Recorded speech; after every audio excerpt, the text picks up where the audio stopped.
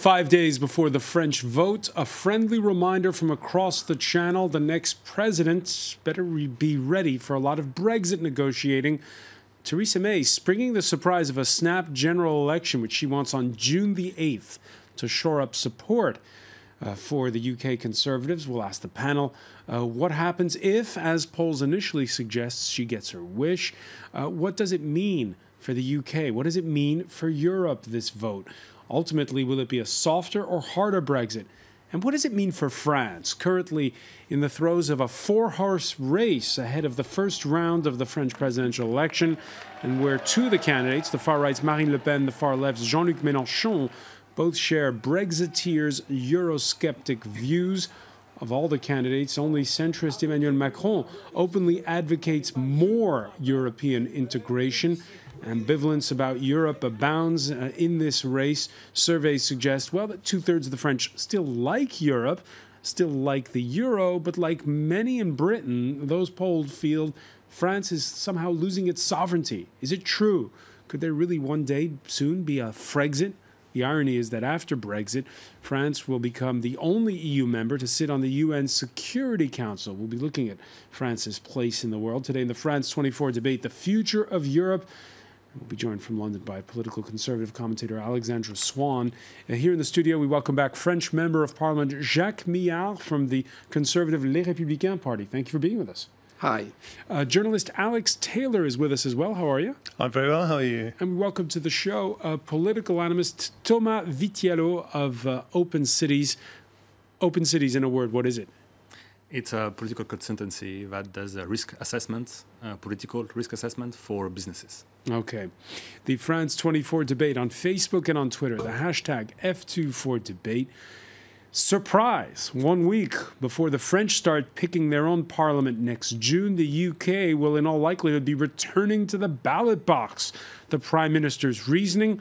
Well, to get as broad a mandate as possible before Brexit negotiations kick into high gear. Every vote for the Conservatives will make it harder for opposition politicians who want to stop me from getting the job done. Every vote for the Conservatives will make me stronger when I negotiate for Britain with the Prime Ministers, Presidents and Chancellors of the European Union. Every vote for the Conservatives will mean we can stick to our plan for a stronger Britain and take the right long-term decisions for a more secure future. Alex Taylor, were you caught off guard by this announcement? Yes, I was. I was sitting, just getting up for my breakfast, and all of a sudden, watching one of your rival stations from Britain, they said that the Prime Minister was going to make a statement outside Downing Street, and that can only mean one of two things, really: a general election or the fact that she was going to resign. And so, as that was extremely unlikely, I started tweeting about an hour before that there was probably going to be a general election. But I think everybody was taken totally by surprise. It's the thing about Theresa May. She said that she decided the general election when she was off hiking with her husband for the Easter break, because, of course, up until 3-4 days ago, she's always been very adamant that there wouldn't be an early general election, because we have fixed-term parliaments. We've had them since 2010, 5 years, and this one has only lasted 2 years so far. So she's always said, we don't need the insecurity. And all of a sudden, over the weekend, she's decided that she needs a reinforced majority. Why did she do it? Well, because she did it for obvious reasons, because she can win. I mean, she's the luckiest British Prime Minister, I think, for a long time, in that she has zilch opposition. If you look at the opinion polls in this stage of a parliament after 2 years, especially with such a controversial policy as Brexit, not only Brexit, but the hard Brexit that Theresa May is at least suggesting at the beginning of the negotiations. The opposition ought to be much stronger. She's on 44% and Labour is on 23%. The Liberal Democrats are on 12% and UKIP are disappearing. So she only has a 9 or 10 majority at the moment. So it's simply because at the current state of affairs, she's very likely to come home with an absolute landslide. I mean, why shouldn't she? I don't support her, but I think it's probably a very good game of poker she's playing. Yeah, except that here's the thing, and I'll be putting it to the rest of our panel in a moment, which is she could get more seats, but with many UKIP voters who may go to the Conservative Party, it could be a very unruly backbench. And will it be any clearer as to what kind of Brexit the UK will be negotiating? I don't exactly agree with you, because I think somebody who's fervently opposed to Brexit, as I've often said in this show, I think actually it's quite good news for somebody like me, because at the moment, because she's got such a small, narrow majority, she's absolutely held to ransom by the more extreme, hard Brexit side of her own party, because she can't afford to do anything which would upset them, because they could vote, and they have threatened already to vote against anything which approaches a soft Brexit. If she comes back with a whopping kind of 150, 200 seats majority, she will no longer be held hostage by the more extreme, hard Brexit elements of her own party. So I, as somebody who's radically opposed to Brexit, do actually see a silver lining within this cloud. Jacques Millard, your reaction to this surprise announcement? Well, I think that she knows what she does. And in fact, I share the opinion of Taylor, because I think that she's decided to come back with a huge majority. But of course, when you dismiss a parliament and you go for election, you are not 100% sure that the result will be what you expect. We had that in France. But yeah, back in, what was it, 1997? As you said. So, but I do believe that, in fact, she wants a strong majority to start real negotiation with the Commission, because the Commission will be the leading, partner for the negotiation for Brexit, and of course the states will check what the Commission say. But in fact, I think what she wants is to be in a stronger position than today. If she's in a stronger position, is that win-win all around, or will it just create more uncertainty? Will it be a harder Brexit, a softer Brexit? Well, I think that this question of hard or soft Brexit is, not really the right answer. I do believe, taken from a French point of view, we need to have a good commercial agreement with Britain. We need to keep a defense relation with Britain, because this is the only major power in Europe which can really be on the same level as France. Even Germany cannot, be at the same level. So I do believe that, in fact, this question will be, quite outmoded, because, in fact, we need to have an agreement. Britain has left the European organization, this is true, but it hasn't left Europe as such. And Mrs. May, she's not going to take Britain and bring it to, as in the Caribbean Sea near the United States. She's in Europe, and she will have to reckon with that. First of all, this is also this very sensible, question of the person. Those in France, British in France, and the French in Britain. And we need to solve this situation, and we will solve it, because we cannot take them as hostages. And I do believe that there will be, there will be a hard negotiation on this question of European passport for the, the British system in the city.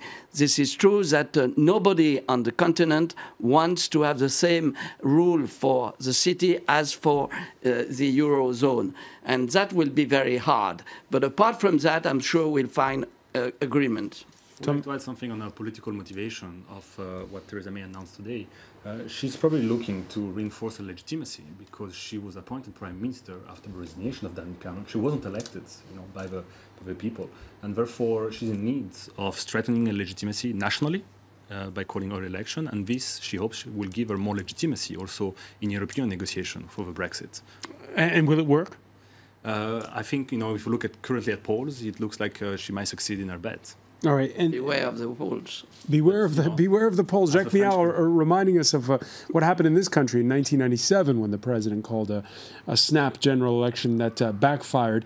Right now, though, there is a problem inside a Labour Party where the leadership urged Remain and constituents often voted for Leave. Times have certainly changed, though, when you listen to its leader. I welcome the opportunity for us to put the case to the people of Britain to stand up against this government and its failed economic agenda. We want to put a case out there for the people of Britain of a society that cares for all, an economy that works for all, and a Brexit that works for all. At this point in time, what's going to happen to the Labour Party? Is it, we were talking about UKIP voters perhaps going to the Conservatives. Labour, we've seen in local elections, at times bleeding some of their voters towards UKIP. At this point in time, is Labour going to be squarely in the Brexit camp?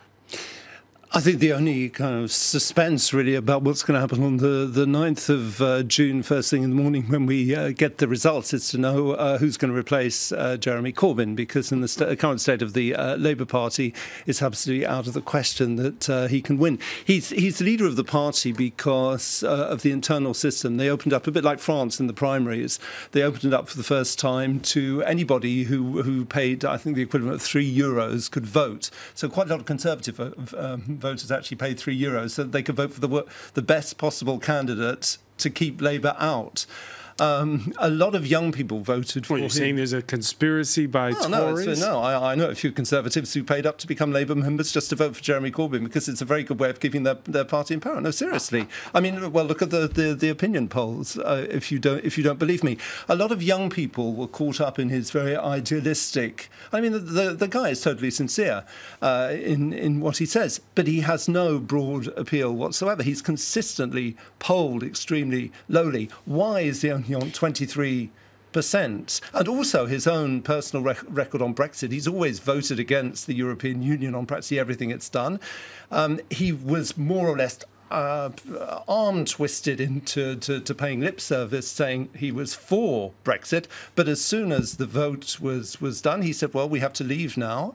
And he absolutely marshalled all his members of Parliament to vote for Article 50 being triggered a few weeks ago. So he personally must be delighted. Where have the 48% who voted Remain gone? Well, the problem is that they're not represented. And I think there actually could be quite a few more people, because that's 48% voted against leaving the European Union. But ever since Theresa May has interpreted that vote and announced to everyone that her interpretation is that we are leaving the single market, that was never put on the ballot paper, and nor, despite what they say now when they're rewriting history, was it explained very clearly by the Brexiteers. So I think even quite a few of the people who voted for Brexit are a little surprised now that we're being pushed down this lane where we're being told that we're leaving the single market, which is, after all, the biggest market in the world, right on our doorstep. Brexit hasn't even started yet. We're still in the European Union. We're still in the single market. But the more you look at it, and I think that's another reason why Theresa May has done what she did today, because she knows that when we actually leave in less than 2 years' time now, things are really going to start to hurt quite a lot when we leave this market. And she thought it would be much better that she guarantees her majority today rather than waiting to become very unpopular in 2 years' time. I'm not so sure that on the question of single market, it will be something very serious to be at stake. I do believe that the continent as well, especially the French, we have an interest to keep a commercial agreement with Britain without customs rights. The only question is how financial services. Yeah, that's a European passport for, the banking system. Yeah, but that's 80% of our industry is in financial services. It's very important. Yeah, I know. But this is not the only. You have also other, strum to, we invest in Britain, you invest in France. So I do believe that we will find a commercial agreement. Never forget that we have the Britain for France is the first commercial excellent, 12 billions of euro every year. Yeah, it's important for Germany too, but it's also important that the European Union, and I totally understand, makes a point that it shouldn't be too easy to just walk over the European Union. What the technocrats in Brussels say, is not what the political leaders will decide to do. And you know, there is no, because so far, in Brussels, Angela Merkel has actually said, you know, I mean, she has been quite strict on the position of the EU by saying very well, if the UK wants to leave the European Union, then so be it. There are like 4 principles to the European Union, and you take them all together or none of them. No, it doesn't go this way anymore. That's the rhetoric. No. It doesn't go anymore. This way you just try to explain. In fact, we are leading to a very diverse Europe. Europe à la carte. Multi-speed. Multi-speed. And then we need to keep, of course, Britain, because we need Britain for defense, as I said. We need Britain for also to combat terrorism. We need, even in Europol, we can keep Britain in many agencies, European agencies. We need Britain to control our frontiers as well. We need in Britain... But Britain wants to leave. Britain's already left Eurotom. Anything with Hold Europe... on.